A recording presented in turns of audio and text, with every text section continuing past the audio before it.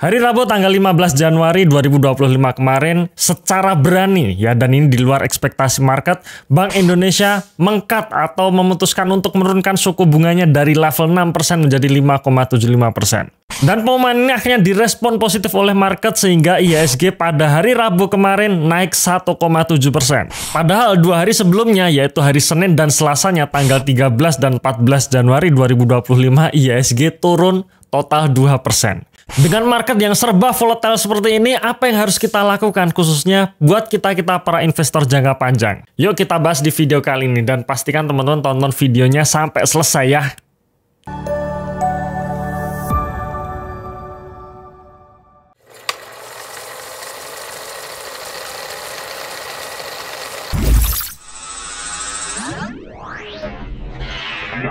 Pada awal tahun 2025 ini kurang lebih sekitar 2 minggu terakhir IHSG cukup volatile ya, dimana kalau teman-teman mengikuti perkembangan IHSG dalam 2 minggu terakhir bisa dikatakan IHSG ini sangat volatile dan secara harian dalam 2 minggu terakhir ditutup minus sekitar 3%. Sebelum akhirnya hari Rabu kemarin tanggal 15 Januari 2025 IHSG naik 1,7% akibat sentimen dari penurunan suku bunga Bank Indonesia. Saya tidak tahu ya apakah saat video ini dirilis IHSG naik kembali atau justru turun ya, tapi memang itulah market. Ibarat seperti perut yang dikocok-kocok ya, kalau kita tidak punya mindset yang benar ya kita akan muntah. Bagaimana sih mindset yang benar itu?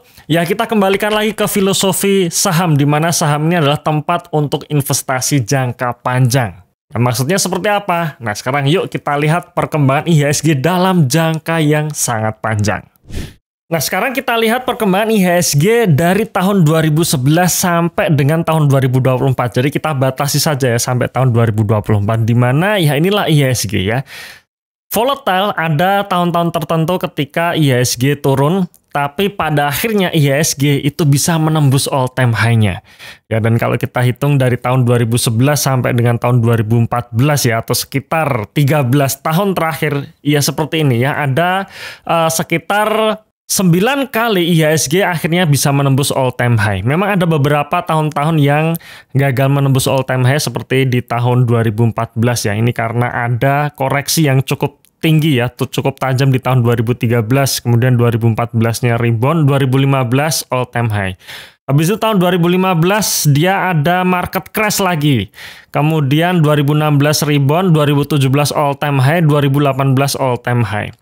Tahun 2019 dan 2020 ada koreksi yang sangat tajam karena fenomena COVID-19 waktu itu, dan tahun 2021-nya rebound, 2022 all time high, 2000 sampai sekitar 2022 akhir ya all time high. Kemudian masuk tahun 2023 ada fenomena suku bunga tinggi di mana IHSG koreksi ya, dan akhirnya tahun 2024 bisa menembus all time high-nya.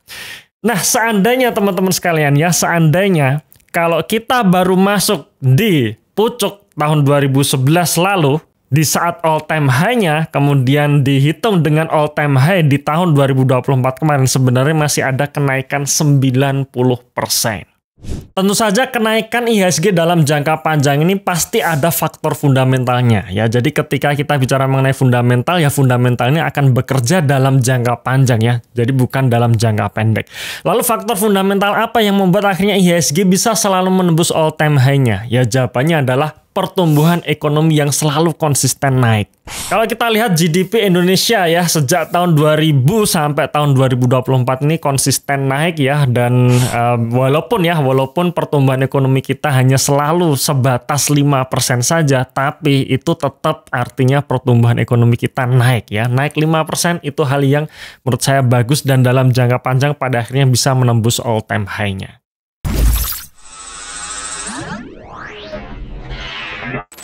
Pada chapter pertama tadi sudah kita sampaikan ya, bahwa dalam jangka pendek market itu akan selalu volatile ya. Jadi ketika katalisnya negatif, ketika sentimennya negatif, ketika dolar naik, suku bunga tinggi, ya market kemungkinan akan koreksi atau akan volatile. Begitu ada sentimen positif saja masuk, market tiba-tiba akan rebound. Dan seperti itu terus. Namun kalau kita bicara mengenai jangka panjang, pada akhirnya market itu akan naik kembali sesuai dengan fundamentalnya, sesuai dengan kinerja perusahaannya kalau kita bicara mengenai emitennya. Maka dengan fenomena seperti ini akan ada dua tipe investor, yaitu tipe investor trader di mana mereka akan mencari cuan dalam jangka pendek dengan memanfaatkan volatilitasnya market. Kemudian tipe yang kedua adalah tipe seorang investor jangka panjang di mana dia hanya akan melihat fundamentalnya saja, beli ketika harganya murah, kemudian simpan saja. Volatilitas market dalam jangka pendek tidak begitu diperhatikan. Namun sayangnya banyak sekali para investor retail yang seringnya blunder, tidak memahami mindset yang benar, akhirnya melakukan eksekusi yang salah. Yang seharusnya beli tapi justru jual, ketika jual malah justru beli. Gampangnya seperti ini dah. Ketika kita misalkan membeli suatu saham, kemudian saham yang kita beli tersebut harga sahamnya turun, membuat kita nyangkut sekitar 15%. Apa yang akan kita lakukan? Nah, biasanya nih ya, biasanya buat teman-teman yang pemula, mereka akan menghold saham tersebut ya. Mereka akan hold terus. Kenapa? Karena yakin bahwa fundamentalnya bagus. Dan memang betul, kebetulan saham yang dimiliki oleh investor tersebut memang fundamentalnya bagus, kinerjanya bagus. Tapi memang dalam jangka pendek dia nyangkut 15%. Akhirnya setelah di hold selama katakanlah 6 bulan, 7 bulan, tiba-tiba market menjadi positif kembali, harga sahamnya naik kembali. Membuat yang tadinya nyangkut 15%, tiba-tiba sudah positif nih 5%. Kemudian apa yang dilakukan investor tersebut? Dia akan menjualnya. Jadi baru naik 5%, dia langsung jual. Kalau saya tanya, kenapa langsung dijual? Karena takut harga sahamnya akan turun kembali. Ya, jadi bisa dikatakan seperti ini teman-teman. Ketika dia nyangkut, dia tiba-tiba akan menjadi seorang investor jangka panjang. Tapi ketika dia profit sedikit saja, 5% atau mungkin 10%, tiba-tiba dia menjadi seorang trader. Nah, kalau seperti itu yang dilakukan, pola-pola seperti itu yang dilakukan, saya pastikan portofolio kalian tidak akan kemana-mana. Tanggal 18 Januari 2025 besok jam setengah 8 malam saya akan beberkan ya bagaimana caranya kita menjadi seorang investor yang baik, memiliki mindset yang benar sehingga portofolio kita bisa tumbuh. Saya akan tunjukkan caranya berdasarkan pengalaman saya pribadi bagaimana caranya 5 tahun berturut-turut kinerja portofolio saya selalu bisa mengalahkan market. Sekali lagi ya, hanya tanggal 18 Januari besok, jadi pastikan jangan sampai kelewat webinarnya. Linknya ada di bawah ini ya. Oke, terima kasih. Sampai jumpa di webinar hari Sabtu besok. Dan salam Passive Income.